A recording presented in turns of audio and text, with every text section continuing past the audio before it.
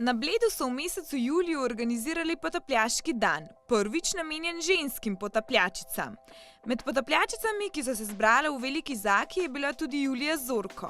Potapljati se je začela pred 15 leti v želji preizkusiti nekaj novega. Kot že otrok, kjer je bila prilika, sem gledala vse dokumentarce, ki je bilo možno od svetu pod vodo. In potem pred 15 leti, ki si pokazala priložnost, sem pač lahko naredila izpit potapljaški in takrat dalje, tako vsako leto, kjerkoli, kje je možno. Potapljanje je dogodivščina, ki vsakokrat ponudi neponovljivo izkušnjo. Adrenalinski šport, ki hkrati ponuja mir in sprostitev. To je pač nek čisto nov svet, svet tišina, dejansko svet tišine, ki je pač vse drugačno. Mene recimo pomirja to zelo. Tako da v bistvu je kot neko ravnotežje med tem vsakodnevnim stresom, pa potem, ko greš enkrat pod vodo, ti kar za nekaj časa ti da napolni baterije.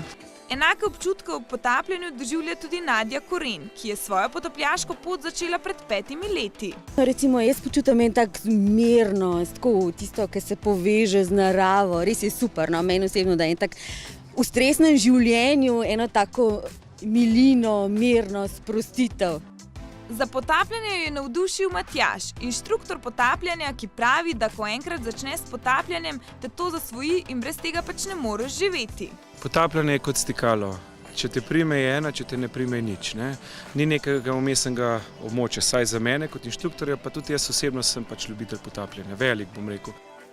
Po opravljenem potapljaškem tečaju v Sloveniji se lahko tečajnik potaplja kjerkoli po svetu. Lansko leto je bilo rečemo na tečajih več kot 60% punc, deklet v primerjavi s fanti. To je bil lansko leten pač pri nas, tako da to je bilo super. Jaz moram reči, da res mene kot inštruktor je to navduševalo, pa ne zato, da sem sam v krogu žensk, ampak všeč mi je, da je ta šport postal tudi ženski šport, se na koncu koncev pod vodo lahko s fantom oba uživata. Če sta par ali pa samo punce uživajo, če se same, in niti ni več to nekaj, kar bi bilo samo za moške. Hvala Bogu, vse to je, se mi zdi prav.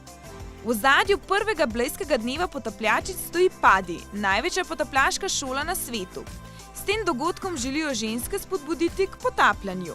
Lansko leto je kar nekaj žensk naredil tečaj, pri Matjažu recimo, ampak jih nikjer ni videti in pogrešamo družbo.